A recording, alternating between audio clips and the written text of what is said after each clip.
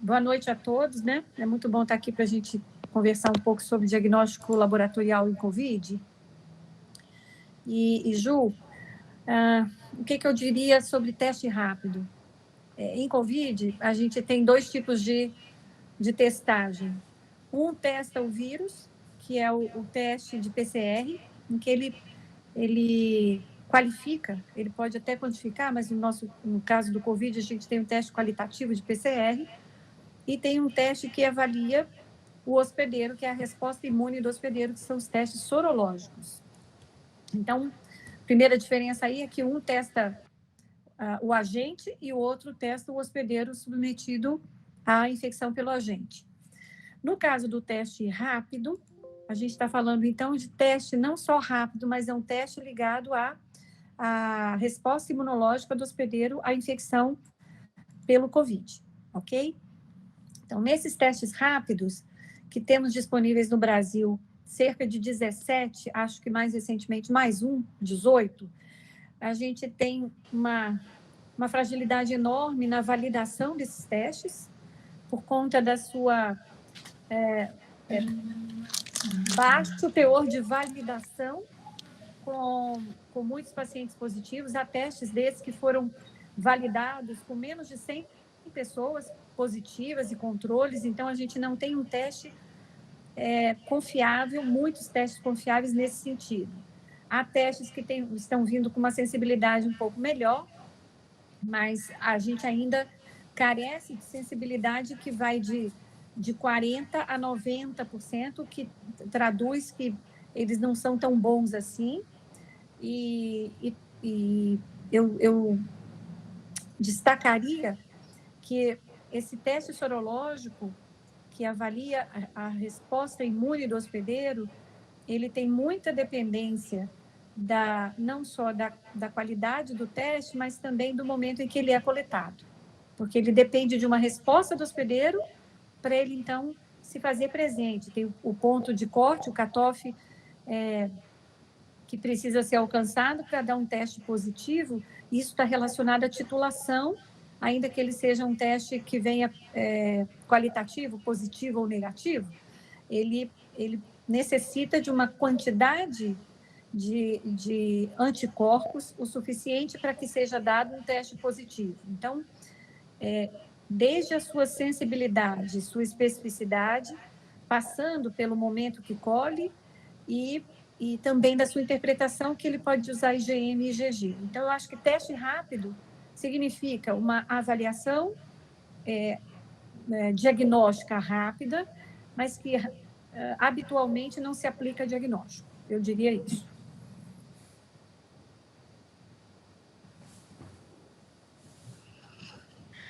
Ok. E temos também o PCR, né? Doutora Dani, se puder falar um pouquinho para a gente. O que é o PCR, o que ele detecta, se é confiável, sua sensibilidade. Oi, boa noite a todos. Então, como a Juliana falou, eu sou a Daniela. Queria compartilhar também aqui, está com a gente na sala, o doutor Rodrigo Leal, que é médico infectologista e também trabalha comigo lá no Hospital Jaime Santos Neves, e deixar ele à vontade aí para compartilhar a nossa experiência e complementar o que a gente for discutindo aqui. Rodrigo, você nos ouve?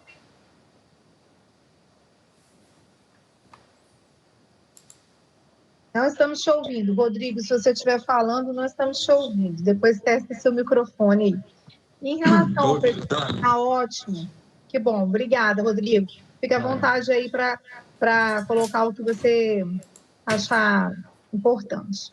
Em relação ao PCR, o que nós temos hoje, né, para diagnóstico do COVID, né, do SARS-CoV-2, como a doutora Tânia mencionou, não são os melhores testes, não são aqueles testes que a gente gostaria de ter, não são testes com excelente sensibilidade, excelente especificidade. Infelizmente, é uma doença nova e isso faz parte, né, gente, de todo o aprendizado que a gente está passando. Esse é um momento de transição.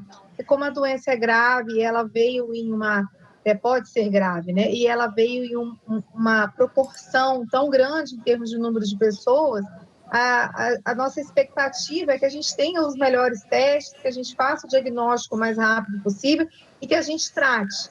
Na prática, nós não temos testes tão bons e não temos tratamento ainda eficaz, né? Isso vai ser para um próximo momento. Do que temos hoje em dia, o gold standard é realmente o PCR. Então, o PCR, ele deve ser colhido, né? Hoje em dia, nós temos aí os critérios de coleta feitos pelo LACEN, temos alguns laboratórios que fazem de forma particular também, mas o PCR, que é o gold standard, deve ser colhido através do SUAB, né? A gente faz o SUAB de orofaringe, o SUAB de nasofaringe, teve uma mudança até recente, não sei se vocês viram isso, mas a gente vai estar, o Ministério está modificando a técnica para coleta apenas nas narinas, e aí a gente encaminha esse SUAB para o LACEN, que é quem está realizando esse nosso exame. Se vocês estão acostumados a trabalhar com PCR, né, em outras doenças, o PCR está fazendo a amplificação do material genético, detectando um pedaço do material genético desse vírus, no caso. É um exame muito específico para a grande maioria das doenças, um exame sensível e um exame específico. A gente estava acostumado nas outras doenças com 80% de sensibilidade. O que a gente vê nessa doença é em torno de 60% de sensibilidade. É isso que a literatura tem mostrado para a gente, é isso que na prática a gente tem visto também. E as condições pré-analíticas do exame, as condições de coleta, de transporte desse exame também fazem muita diferença. O tempo em que esse exame deve ser colhido também faz muita diferença. Se a pessoa começou os sintomas hoje e colhe o PCR hoje, a chance dele vir positivo é bem menor. Então, o ideal é que a gente tenha aí uma janela de coleta entre o 4º e o 8º dias de sintoma. Se for colhido também, né, com 10 dias de sintoma, a chance dele vir positivo é menor. Aí, às vezes, você vai ter um exame negativo e que, na verdade, não quer dizer que a pessoa não está com Covid. É porque você não conseguiu detectar a presença do material genético do vírus ali. E também, gente, exames persistentemente positivos de PCR não necessariamente significam que os vírus estejam ali viáveis e que a pessoa seja transmissora ainda daquele vírus. Porque o que a gente tem que ter em mente sempre quando a gente fala de PCR é que nós estamos detectando material genético do vírus, mesmo que seja uma poeirinha, mesmo que seja um pedacinho do vírus, ele não necessariamente está viável, né, vivo ali, e ainda transmissível e ainda capaz de causar infecção. Mas, de qualquer forma, é o nosso exame gold standard. Rodrigo gostaria de complementar mais alguma coisa? Estou vendo que a doutora Gisele também está presente, nossa médica infecto lá do Jaime. Fiquem à vontade para complementar.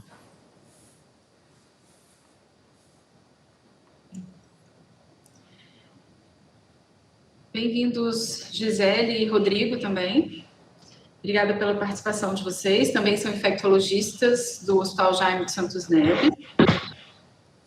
Queria que vocês falassem um pouquinho também sobre como a gente pode utilizar esses exames, quando se aplica o teste rápido ou o PCR, em que situações para um paciente que está chegando aí num pronto atendimento ou num pronto-socorro.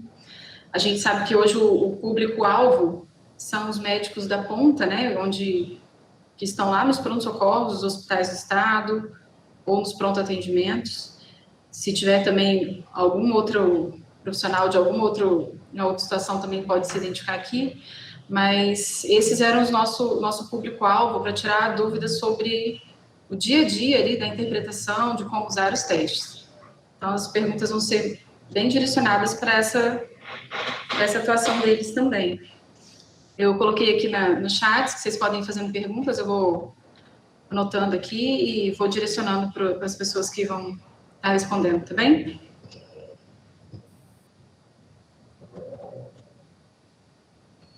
Rodrigo e Gi, se quiserem falar sobre quando utilizar os testes também.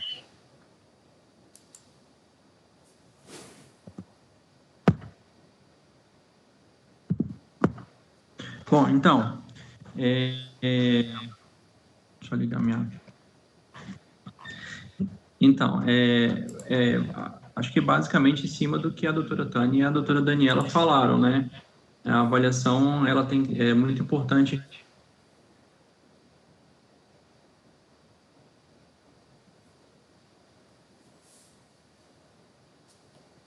em relação à questão do tempo de sintomas decorridos, né? O tempo de início do PCR, e a partir desse período, a avaliação sorológica, ela passa a se fazer importante, né? E lembrando que com o decorrer dos dias, né, a sensibilidade, ela vai melhorando, né? Quando a gente ainda está próximo aí do 7º, 8º dia, a sensibilidade ainda não é tão boa e ela melhora um pouco aí com o passar do tempo, e, né, igual nós fazemos aqui, a gente acaba seriando os testes rápidos, né, os testes sorológicos, para a gente tentar melhorar um pouco a performance aí do exame.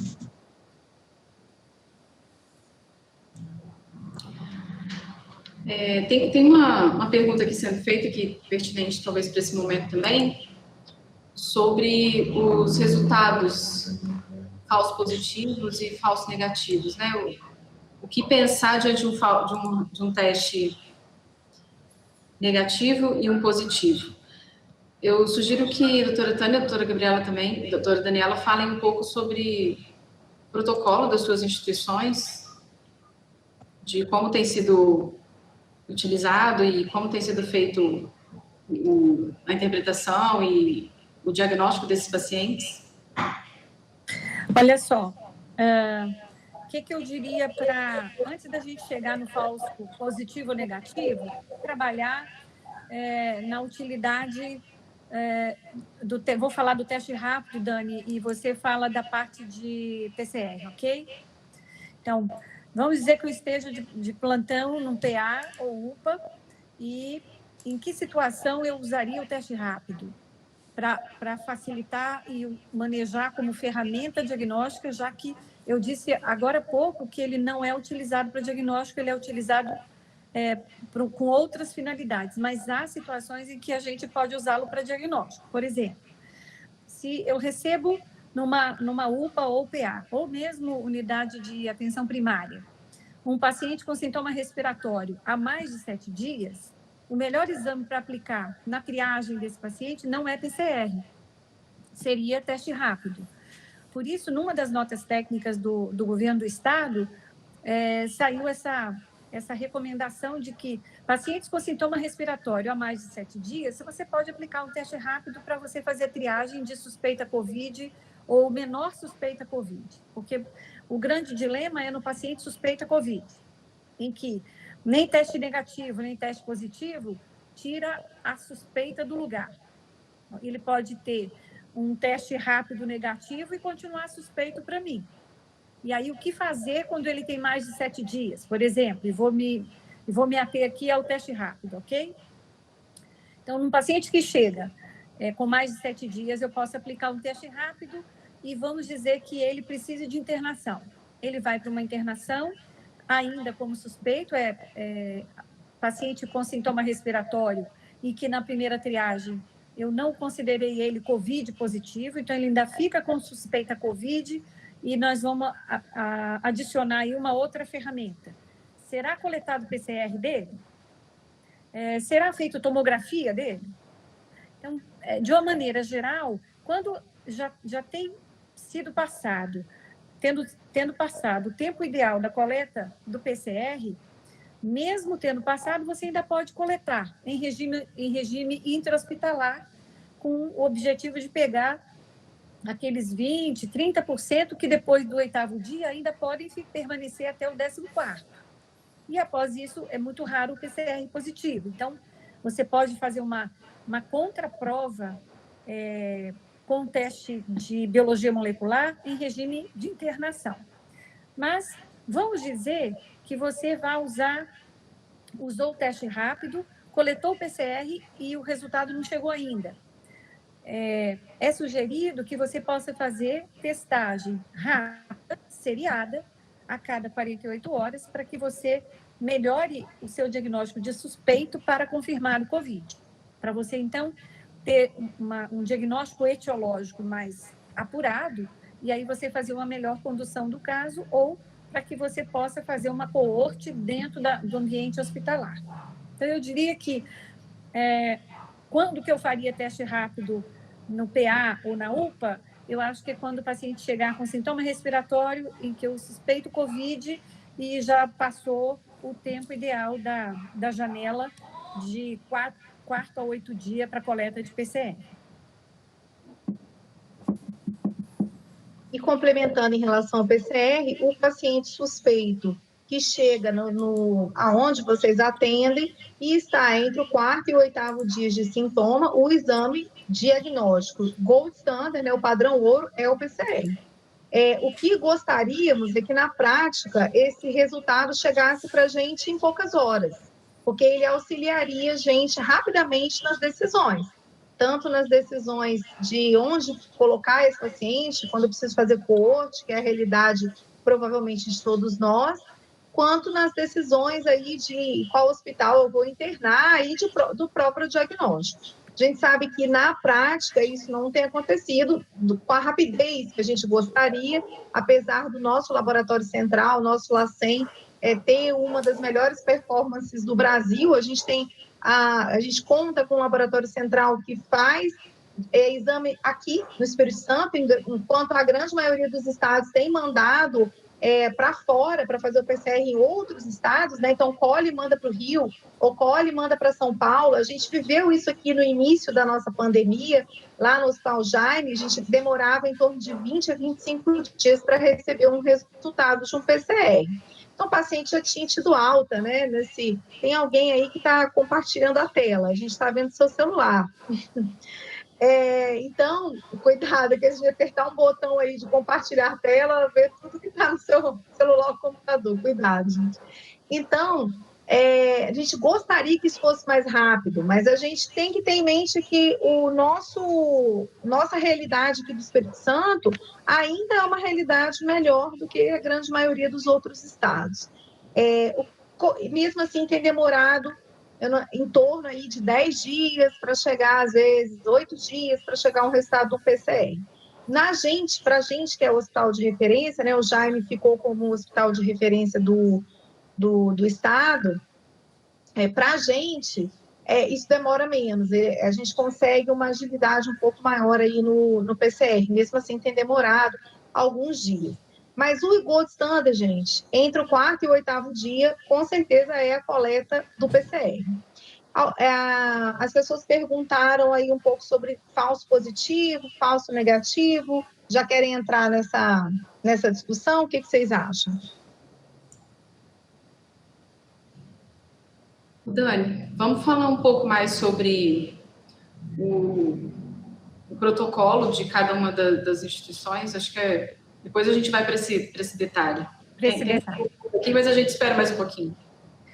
Então, vou falar para vocês o que a gente tem feito lá no UCAM.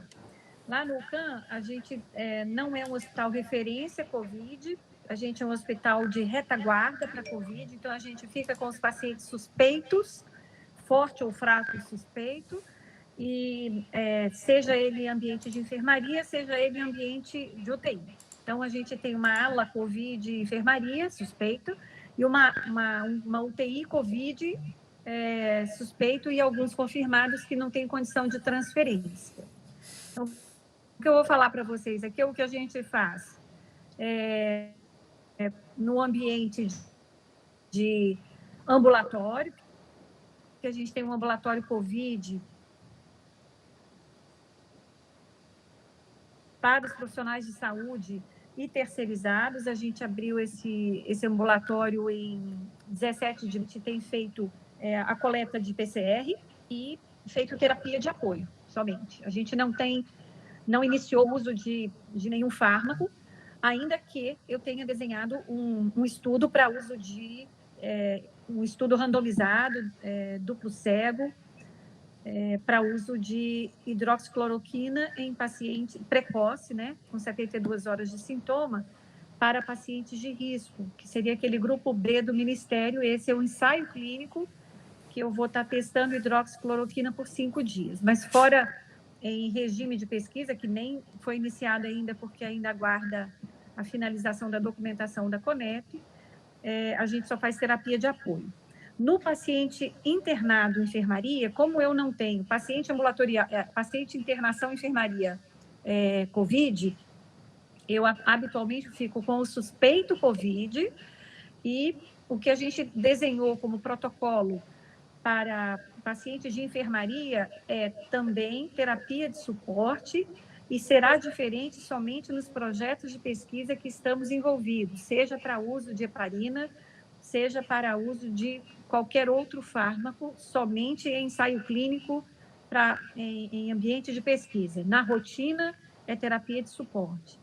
E no ambiente crítico, para a COVID, a gente vinha usando o que todo mundo vinha fazendo, que era basicamente antimicrobiano, né, azitromicina, oseltamivir e hidroxicloroquina, e a gente retirou do protocolo, tem mais ou menos uns 10, quase 2 semanas, depois da revisão feita, eu acho que todos têm feito isso, retirado a hidroxicloroquina do paciente crítico, porque ela não demonstrou nenhum efeito benéfico, e, pelo contrário, tem demonstrado efeito maléfico nesses pacientes críticos, e que o momento da hidroxicloroquina, se há um momento, esse momento não é no momento em que ele está em terapia intensiva. Então, lá no CAN, a gente não tem utilizado mais, tem mais ou menos uns 10 dias em que o grupo se reuniu, o grupo de protocolo UTI, e retirou.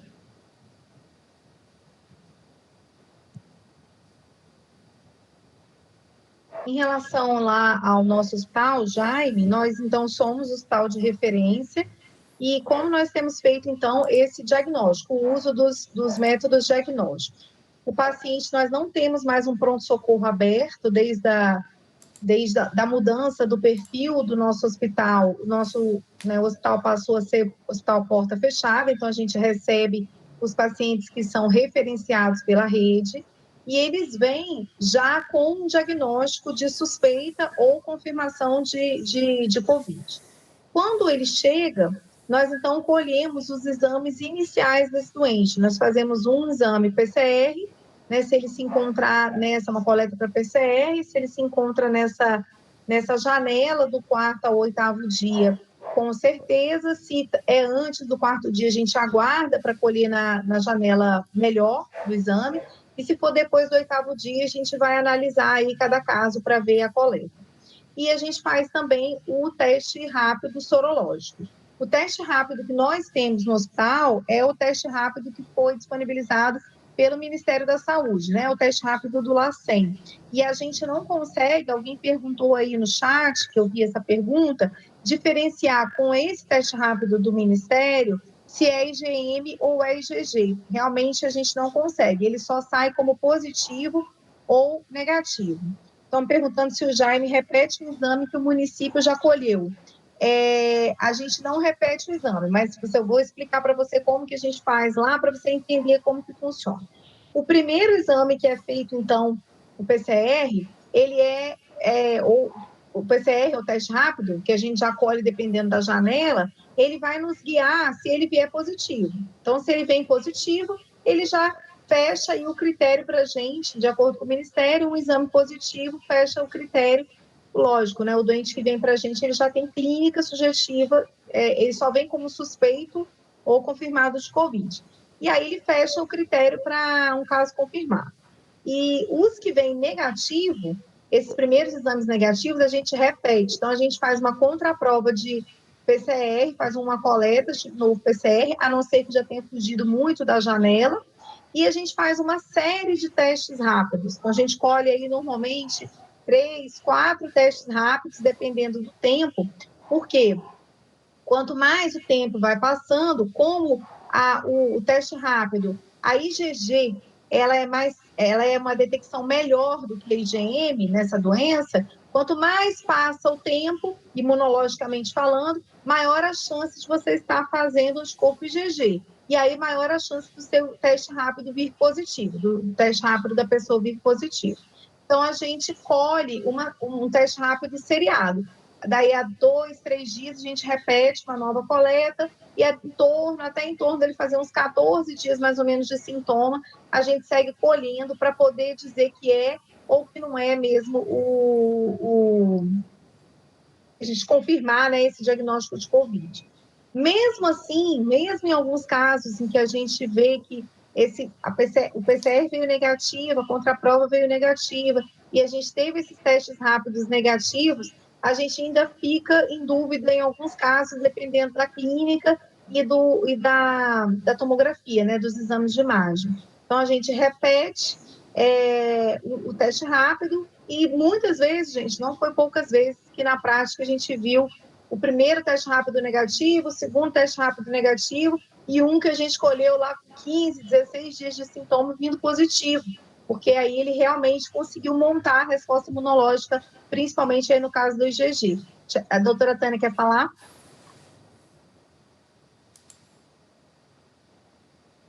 Eu não estou te ouvindo, acho que seu microfone está fechado. Pode terminar, que depois eu falo a rotina de laboratório que a gente está usando no ambulatório. Eu falei sobre tratamento, na realidade eu falei errado. Quando ela falou protocolo, eu falei, meu Deus, eu falei protocolo de tratamento, não de diagnóstico. Tudo bem, sem problema. Minha filha, é então, idade, querida. Mas acho que, assim, em relação aos exames, né, específicos para o Covid, é isso que a gente tem feito. A gente, então, não tem ambulatório, nossa coleta é apenas para profissionais de saúde nossos, né? Então, quem a gente atende ambulatorialmente são só os nossos profissionais de saúde, e aí, nesses casos, a gente faz a mesma coisa, coleta de PCR entre o 4º e o 8º dia. Se já tiver passado da janela, a gente colhe um teste rápido também, né? Quando tiver mais de 8 dias, a gente colhe o teste rápido para ver. Aí, Rodrigo e Gisele, não sei se vocês querem complementar aí com alguma questão aí do nosso protocolo diagnóstico.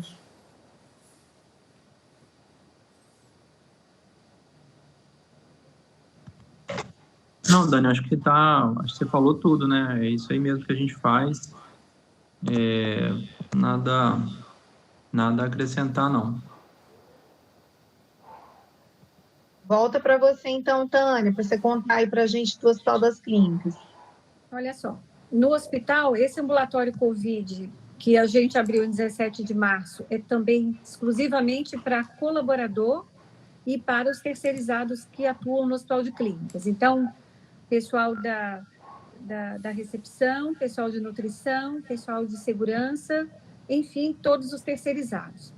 A gente já fez mais de 1.000 atendimentos lá nesse ambulatório, que vai completar em 90 dias, mas em relação a diagnóstico, lá no início, em março, até dia 2 de abril, a gente só fazia coleta com muitos sintomas. No início de abril, o profissional de saúde entrou como um dos critérios de coleta de PCR, que até então precisaria dele ter a síndrome gripal, que contemplava febre obrigatória, e que a partir de 2 de abril, isso foi aberto por nota técnica, que esses pacientes poderiam ter sintoma respiratório com ou sem febre. E aí o critério que antes era muito restrito para coleta, a gente passou aí uns 20 dias de ambulatório sem nenhuma coleta de PCR, porque não preenchiam critérios. No mês de abril, foi exatamente o oposto, um boom por conta de não exigir a febre, e bastava que ele tivesse oligosintoma, podia ser um sintoma, 2 sintomas, e não exigia febre, poderia ser referida ou aferida, e ele preenchia critério. E aí a gente passou a fazer a coleta entre o 4º dia e o 8º dia, como vocês também.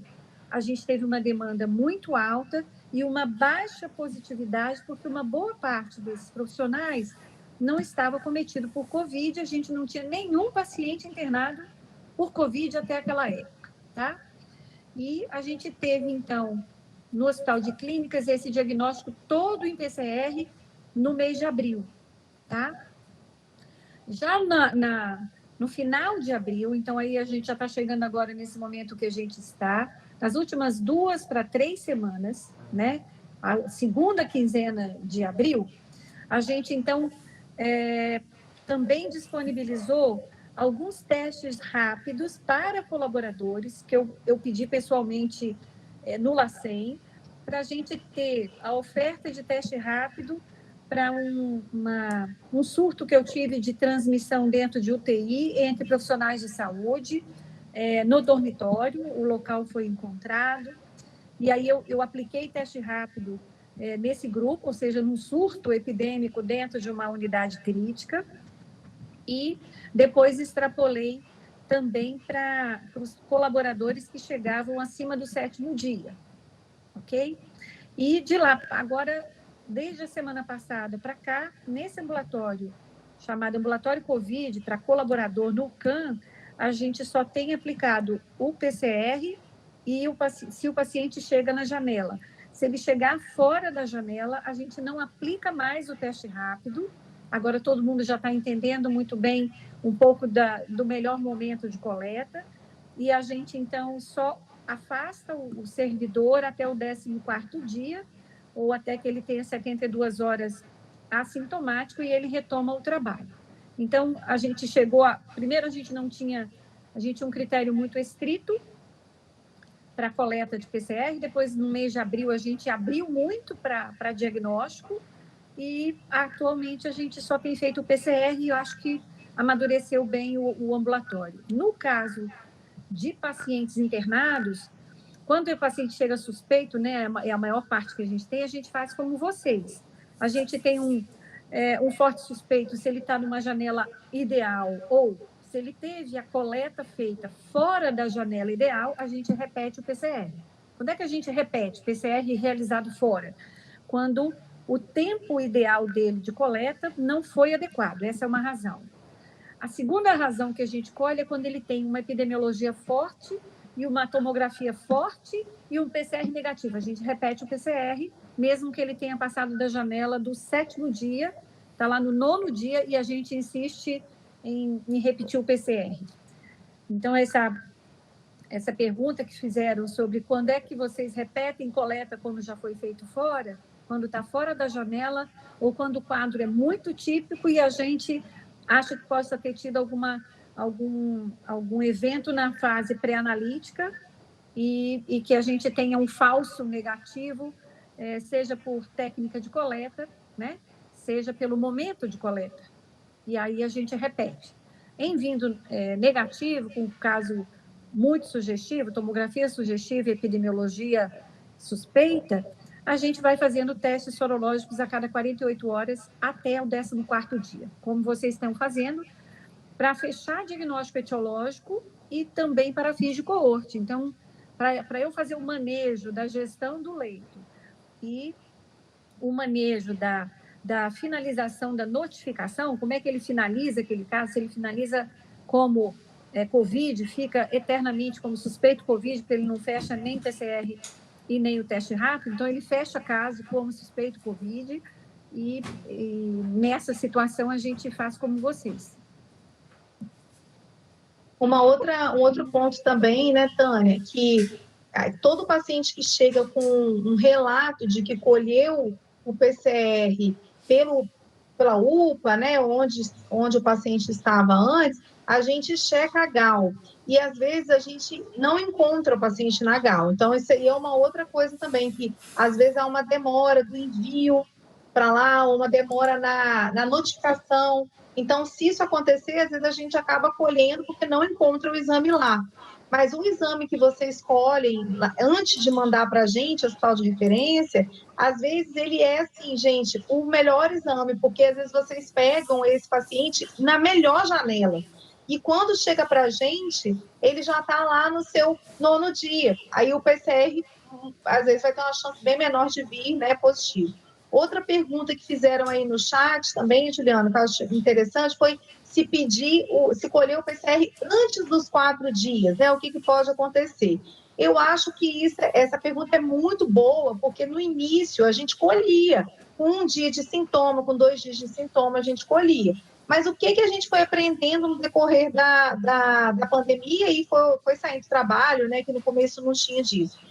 Que nos primeiros 3 dias, mesmo a pessoa sintomática, a quantidade de vírus na orofaringe, ela é pequena, é menor do que entre o 4º e o 8º dia. Então, muitas vezes, um vírus falso negativo. Você vai colher o exame da pessoa nesses primeiros 3 dias, vai vir um exame negativo, a pessoa vê aquele exame e pensa, não tenho Covid, ou tenho, né? Não é isso que eu tenho. E não é bem isso. E aí, se você colhe no 4º ou no 5º dia, o exame viria positivo. E é Covid que ela tem. Então, a chance de falso negativo nos primeiros 3 dias é muito maior, vendo isso com o decorrer da pandemia. Por isso, a gente escolhe essa janela onde a chance é menor de falso negativo. Perguntaram também aí, Juliana, no chat, sobre falsos positivos. A gente fala muito dos falsos negativos, né, Tânia, né, Rodrigo, Gisele? A gente fala muito dos falsos negativos, porque estamos lidando com uma doença onde os exames têm baixa sensibilidade. Então, a chance da gente ter falsos negativos, com certeza, é maior do que de falsos positivos. Isso é um problema mesmo. E como vocês que estão aí na prática, como nós, estão vendo, é muita gente com Covid, né? É muita gente que a gente está vendo. Então, esses falsos negativos acabam atrapalhando muito. Mas os falsos positivos, eles também podem acontecer. E como que eles podem acontecer, né? Primeiro que exame, ele nunca é perfeito, né, gente? Por mais que o exame tenha uma alta especificidade, ele tem uma chance de uma contaminação de coleta, que pode acontecer no próprio PCR, na própria execução do exame, do PCR, né? Por isso a gente tem que ter uma estrutura muito boa, como a gente sabe que a do nosso LACEN é. Mas existe essa possibilidade. E em relação às sorologias, existe um risco de reação cruzada com outros coronavírus. É pequeno, gente, mas existe essa possibilidade, né? O nosso problema maior aqui realmente é com falso negativo, mas não podemos dizer que falso positivo não possa acontecer. Tânia quer complementar. Está fechado aí seu microfone.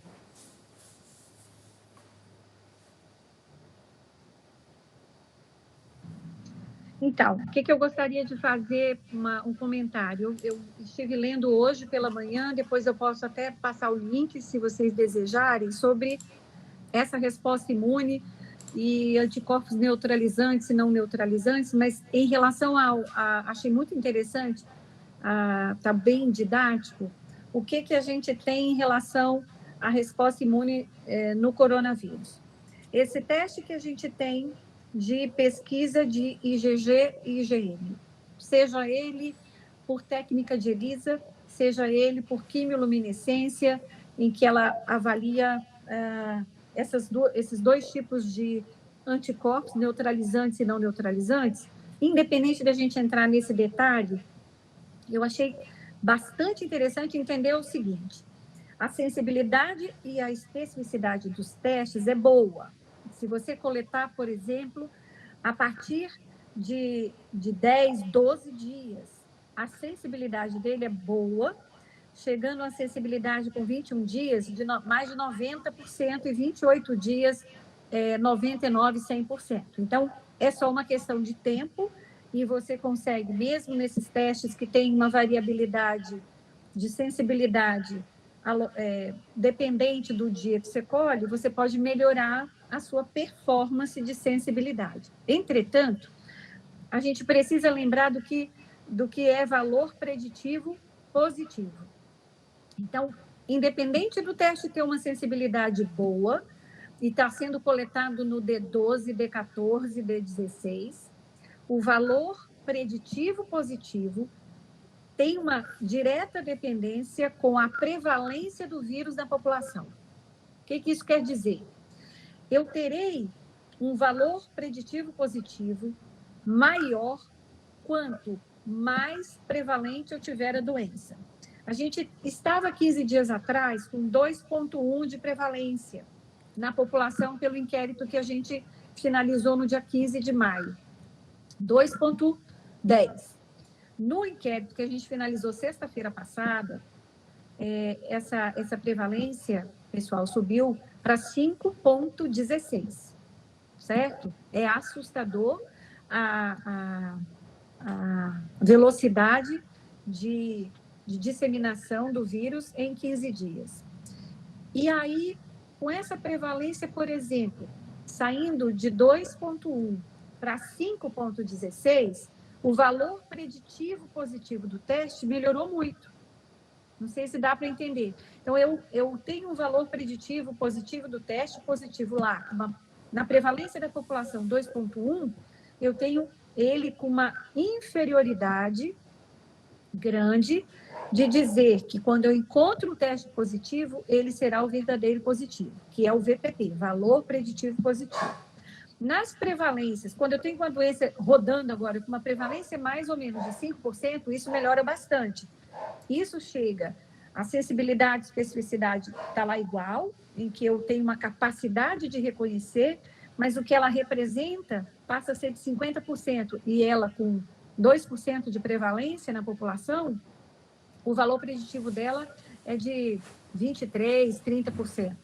Então, atualmente, eu diria que esses testes rápidos, à medida em que a gente vai tendo maior prevalência de positivos na população geral, o valor preditivo positivo de um teste rápido positivo passa a ser mais fiel, assim, um pouco mais seguro. Como bem lembrou a Dani, é mais comum a gente ter o falso negativo, porque a resposta imune no COVID, ela é muito interessante. Ela não é linkada nos primeiros dias de infecção, você não tem IgM na primeira semana. Em média, a gente tem, para começar sintoma, um tempo de incubação que, diferente de vírus agudo do tipo influenza, por exemplo, o tempo que se leva para você ter reconhecimento de resposta imune, ela é um pouco mais lenta. Então, você não consegue ter teste sorológico precoce positivo. Você não consegue ter nem o padrão ouro, que é carga viral. Então, ela tem um comportamento diferente de ser mais lenta em relação ao dia que contaminou até o dia que tem sintomas e quando você faz o teste. Por exemplo, se imaginarmos aí que cerca de 5 dias antes do D0 de sintoma, eu já tinha me contaminado e eu vou fazer a carga viral, o PCR, no D5, significa que eu estou fazendo de história natural do dia que me contaminei lá pelo 12º dia, entenderam? Que é diferente, por exemplo, de vírus de gripe comum, que não é o influenza, em que você tem período de incubação de 12 horas. Então, é realmente bem diferente. Então, quando a gente está com sintoma respiratório, a gente já teve um tempo que não foi curtinho de horas, mas sim de dias, isso indo aí mais para 5 dias do que para 2, ok? De transmissão. E ainda precisa esperar para ter uma curva de carga viral de mais ou menos do D1 de sintoma, 4 dias. Então, a gente tem que atentar para isso, para poder... É necessário usar o time correto para você tirar o melhor resultado do teste que você vai utilizar, seja ele biologia molecular, seja ele imunidade do hospedeiro. Tânia, importante esse tema que você trouxe aí, sobre o momento correto, né, da utilização de cada um deles. Uma das perguntas bem frequentes aqui no chat está sendo sobre afastamento ou retorno dos profissionais de saúde. E vai muito ao encontro do que você está falando, né? Sobre o momento correto de se usar um teste ou outro e como interpretá-lo para o retorno. Então, o que eu poderia falar? Essa foi a razão pela qual nós abrimos o ambulatório COVID foi 2. A primeira é que a segurança, a saúde do trabalhador não ia dar conta de um movimento tão grande e a gente gostaria de fazer uma oferta e acolhimento de de segurança para o nosso paciente. Então, a gente abriu um ambulatório COVID com infecto, e o segundo objetivo era reduzir o absenteísmo, porque a gente chegou no Hospital de Clínicas a ter 150 profissionais de saúde afastados ao mesmo tempo. E isso gerou um impacto gigantesco no manejo de operacional das áreas de funcionamento do hospital. Então, como é que a gente aplica isso? Vamos dizer que o servidor tenha chegado no tempo ideal, nos primeiros 8 dias de sintoma, e aí você colhe o PCR. Se você tiver celeridade na resposta desse PCR, sim ou não, coletado adequadamente, você define rapidamente se você precisa ou não precisa de afastamento por 14 dias. Então, se a gente, infelizmente, não conseguiu alcançar essa meta por conta da grande demanda de PCRs de todos os lados e a falta do insumo de extrator de DNA, e a gente esbarrou aí no LACEN com falta desse insumo e represamento, que foi inicialmente há 20 dias atrás e agora novamente, então a gente não conseguiu regularizar lá pelo LACEN, então isso atrapalhou muito o operacional do manejo do profissional de saúde, de modo que fazendo no mundo real, o que eu diria que se eu tiver um resultado de PCR em tempo adequado, vamos dizer 48, 72 horas, a gente lá aplicava a consulta, a coleta e um atestado até o dia do resultado.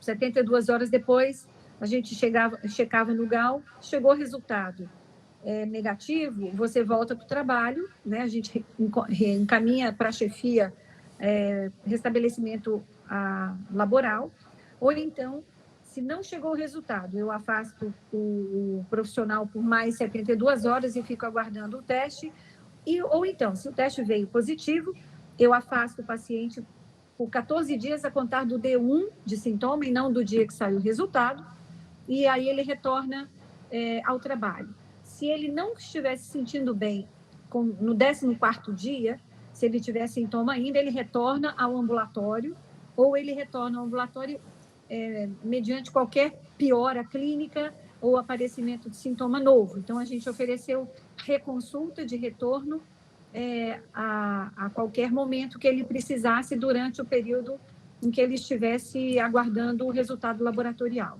Então, basicamente, afasta o servidor até o resultado, e no resultado positivo afasta até o 14º, ou se ele precisar de mais, ele passa por reconsulta, ou se ele apresentar durante o período de aguarda do resultado, se ele apresentar qualquer outro sintoma, ele volta ao ambulatório para a gente fazer reavaliação médica e encaminhamento para unidade de emergência ou unidade de referência. Tânia, tem várias perguntas aqui no chat, e eu sei que várias pessoas têm ligado perguntando sobre a relação de fazer o anticorpo IgG e retornar ao trabalho. Você viu isso também, né, Juliana, aí no chat? Várias perguntas em relação a isso. Então, gente, a pessoa ter desenvolvido o anticorpo IgG não garante que ela não transmite mais. Uma coisa é uma coisa, outra coisa é outra coisa. O que os médicos do trabalho têm me perguntado é o seguinte: Dani, se o profissional ou o paciente, né, quem for, ele tem IgG positivo, significa que eu posso retornar ele ao trabalho porque ele não está transmitindo mais. Não, gente, não. Ele ter IgG positivo significa que ele montou anticorpo IgG para aquela doença. Ele pode ainda estar transmitindo, sim, porque tem pessoas que transmitem por mais tempo. Então, esse dia que a doutora Tânia falou dos 14 dias, ela não tirou 14 dias de um número cabalístico, né? Tem vários estudos mostrando que a transmissão do coronavírus, do SARS-CoV-2, ele acontece preferencialmente, quer dizer, de forma mais intensa, na primeira semana, nos primeiros 7 dias, mas que várias pessoas continuam transmitindo por até 14 dias. Algumas ainda ficam mais tempo transmitindo.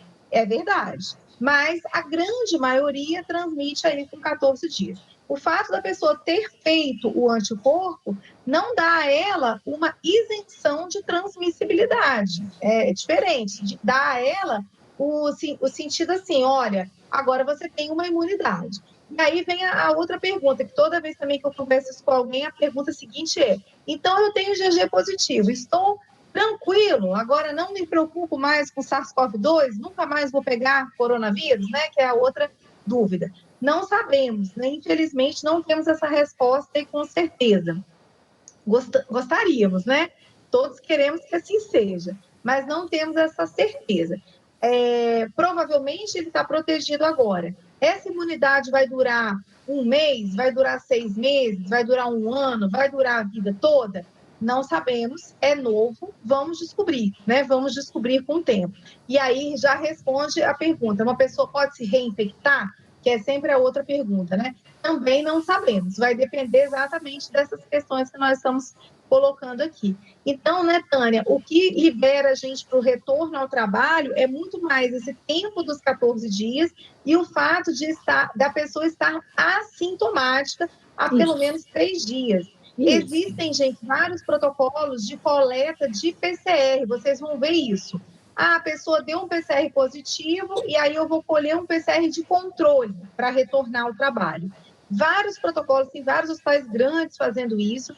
A gente, não tem quantidade de teste para fazer esse controle de cura, né? A gente não está fazendo também nem dos pacientes que internam.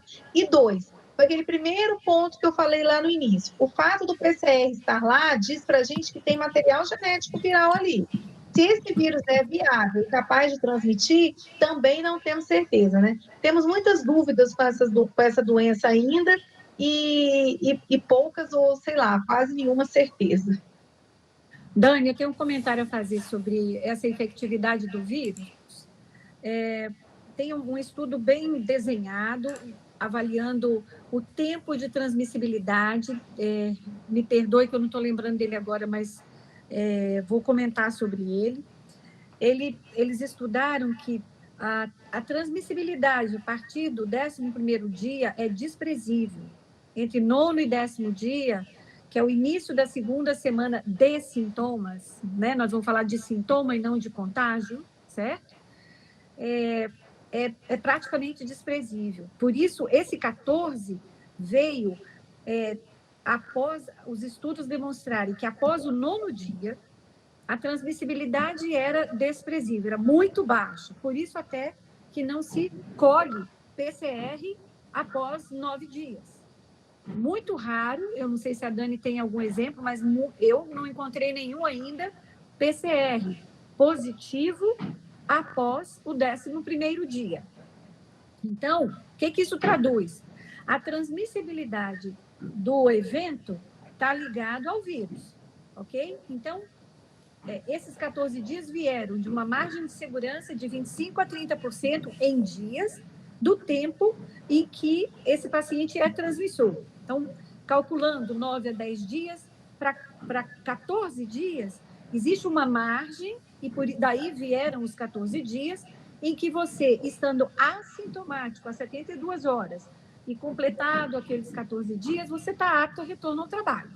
Se você sempre foi assintomático, né, e aí é aquele que faz o teste rápido e deu positivo, e ele nunca foi assintomático, o que fazer com ele? Certo?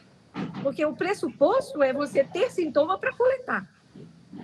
Agora, existem muitas pessoas que defendem coletar, e isso é inquérito epidemiológico, de quem já teve. E aí você fazer um raciocínio lógico de que eu não tenho sintoma nenhum e agora veio o meu teste rápido positivo. O que fazer, né? E eu acho que era isso que a Dani estava se referindo, certo, Dani? Isso. O que você faria no assintomático que veio trazer um teste para você e nunca teve sintoma? Então, tem as duas coisas, né? Tem o que faz o PCR e tem o que faz a sorologia, né? Porque uma coisa interessante também a gente falar isso, o nosso teste rápido do Ministério, ele não separa IgM de IgG, que não é o ideal. Mas as sorologias que estão sendo feitas nos laboratórios privados, elas separam, né, gente? Então, as pessoas têm feito vários exames IgG positivo, aí chegam para a gente e falam, e agora, meu IgG veio positivo, eu posso trabalhar ou eu não posso trabalhar?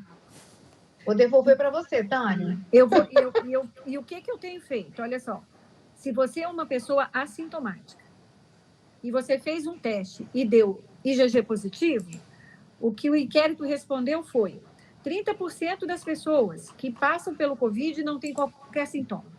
Foi isso que o inquérito respondeu agora, tá? Era 19,6% e agora a gente está em 30%. Então, 30% de pessoas Covid positivas não têm qualquer sintoma. Ok?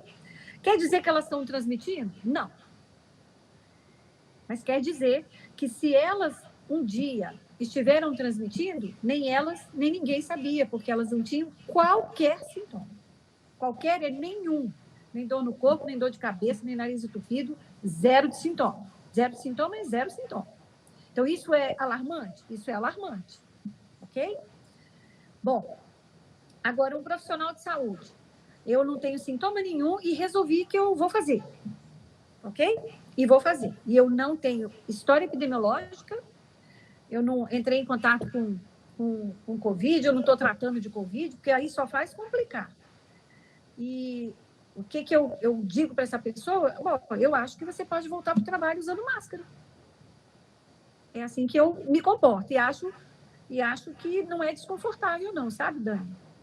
Porque eu não vou ter como saber o dia que você parou de eliminar o vírus e contagiar pessoas, porque você, em momento nenhum, foi sintomático.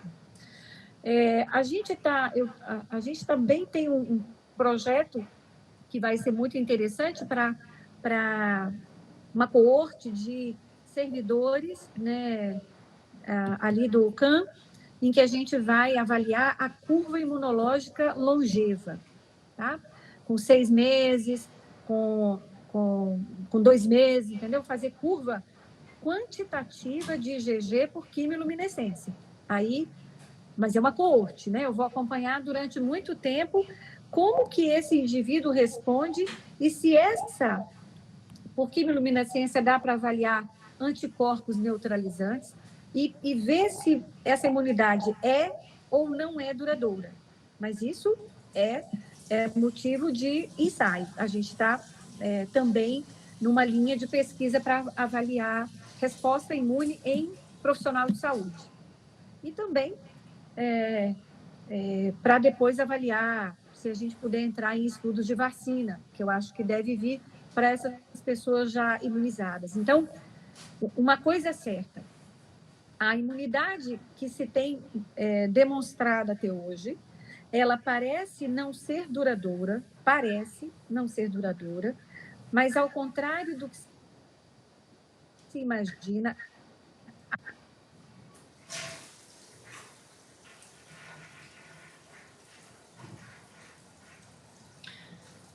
Acho que ela caiu, Juliana. Acho que a Tânia saiu da reunião sem querer. Daqui a pouco ela volta. Ou a internet dela caiu. Isso. Só aproveitando aqui esse momento até ela voltar, alguns estão perguntando se esse momento está sendo gravado para divulgar depois. Vai ter um segundo momento desse tema, que vai ser uma gravação de algo mais direcionado, uma web aula mais curta também, né? Porque dá alguma coisa muito longa para alguém assistir, a adesão nem sempre é muito boa. Então, vai ter algo mais curto, gravado, direcionado, falando dos principais pontos sobre essa interpretação dos testes, aplicabilidade e também sobre aplicabilidade em profissionais de saúde, né? Que é um dos temas aqui que está bem presente nas perguntas de vocês. Eu vou deixar aqui registrado também no chat daqui a pouquinho as notas técnicas da CESA que falam, né, sobre esses temas. Uma é a nota técnica... Espera só um pouquinho que meu celular travou. Número 3. Só um minuto. Número 3 de 2020, que o tema dela é definições de afastamento laboral para profissionais de serviços essenciais. Tem toda a orientação do que fazer em cada situação, ela foi bem trabalhada, assim, nos detalhes, assim, sobre como conduzir aí essa questão com os profissionais de saúde. E também tem a outra que fala sobre os testes, a nota técnica número 29 de 2020, também da CESA, que o tema dela é definição de casos operacionais e critérios de coleta. E ela foi atualizada agora em maio, então está bem fresquinha aí sobre em quem se aplica, qual teste e interpretação deles também. Vocês podem procurar, está disponível na internet aí para todos. Vou deixar por escrito também no site, no chat, tá bom? A gente já está aí com 1 hora de web palestra. Dani, Gisele, vocês querem complementar com mais alguma coisa? Eu não sei se a Tânia vai conseguir voltar. Oi, pessoal, voltei. Oi, voltou? Que bom. Meu celular caiu a bateria porque não estava ligado. Estava ligado no fio, mas não estava na força. Ninguém merece eu. Joia. Vamos continuar, doutora Tânia. Voltei. Então, o que eu queria complementar em relação àquela questão da reinfecção, eu tenho lido dos 3 tipos genéticos, L, E e S, que têm saído, que já foram demonstrados 3 tipos genômicos, 3 tipos genéticos do vírus, ainda não se evidenciou reinfecção, nem com o mesmo tipo, nem com um tipo diferente. Então, a reinfecção não foi demonstrada ainda, mas eu penso que é o tempo de anticorpos montados.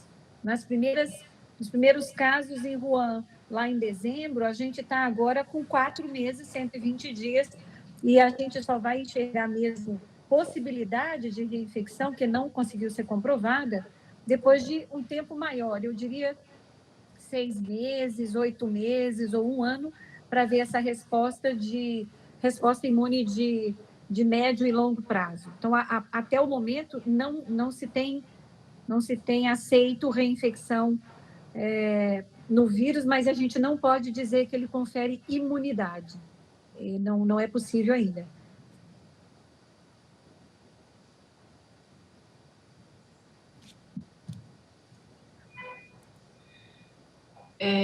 Eu estava comentando aqui, Dani, Tânia, que a gente já está com 1 hora de web palestra e tem ainda algumas perguntas que eles fizeram, muitos relacionados à medicina do trabalho, mas acho que isso ainda é um ponto que ainda merece, né, um outro nível de discussão, que ainda tem muito desdobramento sobre isso, né? Mas, enfim, o que a gente tirou aí de conclusão desse tempo de conversa e do que a gente definiu em nota técnica também, é que, a princípio, sintomáticos não retornarem. Ou retornar com 14 dias, se já assintomático, se já assintomático 3, ou até mais, né? Alguns sintomas, alguns pacientes demoram um pouco mais a reduzirem e chegarem a parar os sintomas totalmente.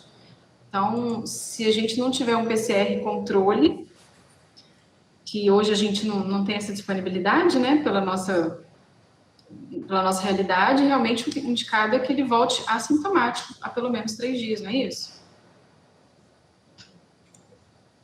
Seu microfone está no mudo. Meu Deus. Eu concordo. Eu acho que ele... agora, eu ficaria em dúvida num paciente assintomático que traz uma sorologia positiva, qual a conduta em dias para retornar ao trabalho? Se ele sempre foi assintomático, o que motivou ele a coletar o exame? Né? São outras decisões, são outros parâmetros e indicadores que a gente vai precisar usar, e aí não tem resposta, vai ser realmente caso a caso, porque a gente conta 14 dias do dia de sintoma.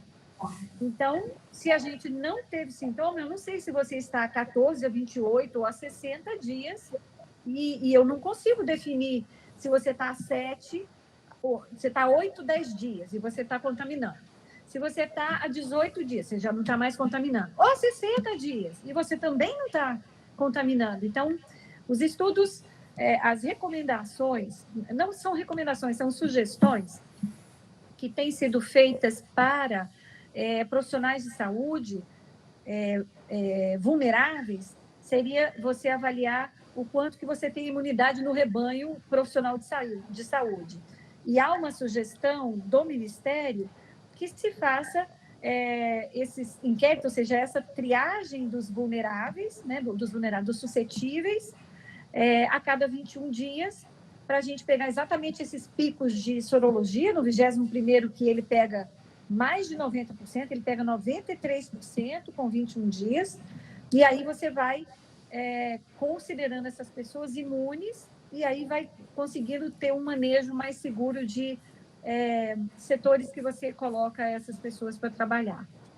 E quando você tiver uma imunidade boa desse rebanho, chamado aí imunidade do rebanho dentro do ambiente hospitalar, essa é uma das propostas que o Ministério tem para profissionais de saúde, mas apesar dele sugerir, eu não vi nenhum movimento dele sustentar o teste para você fazer, seja PCR, seja teste rápido para esse tipo de profissional. Então, lá no Hospital de Clínicas, a gente vai receber 3.000 testes da rede central da EBSER, porque a gente tem 1.500 trabalhadores. Então, eu vou aplicar teste sorológico em colaboradores suscetíveis, mas eu tenho direito a fazer 2 vezes. Então, se ele nessas 2 vezes ele vier negativo, ele continua sendo para mim um suscetível, certo? Então eu não sei o quanto, nem eu nem ninguém talvez, por quantos testes eu teria que submeter um colaborador para que eu tivesse a imunidade de pelo menos 70%, 80% do total de RH trabalhando em hospitais hoje que estariam em contato potencial com o Covid, com o SARS-CoV-2. Acho que esse é um tema de estudo, né? Um tema para se pesquisar, porque como não há recomendação, a gente não vai saber. E esse medo vai permanecer, essa insegurança, se eu pego, se eu não pego, se eu já peguei, se eu relaxo, se eu não relaxo, eu acho que eu não me testei ainda, tá? E eu me comporto igualmente. Se eu ficar positiva, eu estiver negativa, eu vou me comportar da mesma maneira. Portanto, o teste não faz diferença na minha vida. Eu acho que deveria ser assim para todos. Independente de eu ter teste positivo ou negativo. Eu não vou mudar minha conduta nem para atender um paciente positivo, achando que eu positiva estou ok, e nem para um paciente negativo e que eu positiva sou de risco. Eu vou me comportar de maneira igual. Então, realmente, para mim, acho interessante, mas ela não modela a minha atitude. Isso. Na prática, não muda muita coisa a nossa conduta, nem nosso posicionamento, mesmo porque hoje também o uso de máscara é universal, né? Então... A máscara e o álcool gel e o avental. Então, se eu fizer isso tudo direitinho, com cuidado, eu posso entrar em qualquer ambiente, desde que eu esteja arrumada adequadamente, né? Você não vai em festa desarrumada, dependendo do local, né? Eu não poderia estar aqui de pijama, porque esse ambiente aqui não é adequado. Então, a adequação, o infectologista sabe fazer isso direitinho, ele sabe como se comportar nos diferentes ambientes, porque ele está muito acostumado à epidemiologia em ambiente hospitalar, o infecto. O clínico, de uma maneira geral, não está. Então, eu deixaria aqui uma sugestão. Comporte-se como se você fosse ainda um suscetível eternamente, tá certo? E comporte-se naquele suspeito como se ele fora um verdadeiro positivo. Você fazendo isso, protege a si e a sua família, protege ao outro e você não corresponde a um risco. Então, é uma forma segura que é a biossegurança no trabalho. Com Covid ou sem Covid, eu acho tudo muito simples, porque eu sei como me comportar nesses diferentes ambientes. Não sei se eu estou sendo doida, e eu não sou doida, eu sou avó, tenho menino pequeno, e eu sei me comportar direitinho. Então, mas eu não estou com medo, absolutamente, eu não estou com medo. Muito pertinente sua fala, doutora Tânia. Quero agradecer muito a você, doutora Daniela, Rodrigo, ou a doutora Gi, se quiser comentar alguma coisa. É um tema que a gente pode ficar aqui muito tempo ainda conversando. A gente conseguir uma adesão boa de todos, né? Todo mundo muito atarefado aí nesses dias de pandemia. A gente vai, então, manter esse compromisso aí com vocês, de fazer uma gravação desse momento de forma mais sucinta, com os principais temas aqui discutidos, com as principais perguntas que vocês colocaram. E para vocês poderem divulgar e espalhar aí para o pessoal da ponta, tá bom? Muito obrigada pela participação de todos. Obrigada mesmo por tudo que a gente pôde ouvir de vocês e aprender também mais um pouco, tá bom? Tenham uma boa noite e um bom trabalho a todos, né, nesse momento. Obrigada a todos, obrigada pela oportunidade. E se vocês puderem, escrevam no chat se vocês acham que valeu a pena esse momento, se foi útil, se ajudou a tirar as dúvidas do dia a dia, se vale a pena a gente fazer esse tipo de momento, né? E de reunião. Obrigada, viu, gente? Eu também quero agradecer, foi muito interessante para mim compartilhar e saber quais são as dúvidas e trocar ideia com pessoas de outros hospitais, como o Dani e os outros. Eu acho que eu sempre fui muito resistente às telas de qualquer coisa, eu sempre gostei do ao vivo, mas eu estou me rendendo, estou achando que tem surtido efeito e tem sido muito confortável a chegada da informação com menos deslocamento. Eu acho que realmente essa ferramenta chegou realmente para ficar e acho que, assim como a gente desenvolveu a mídia das redes sociais para WhatsApp, comunicação e trocas de ideia, eu acho que essas web, elas também vieram para ficar e devem funcionar como ferramenta realmente de educação continuada do dia a dia, menos formais, a gente no conforto da onde a gente estiver, em qualquer momento. Então, que é a ferramenta parecida com o celular na nossa vida, e que ela é permissiva dessa troca de qualquer forma. Então, eu realmente quero agradecer e acho que, para mim, foi muito produtiva. Agradeço muito.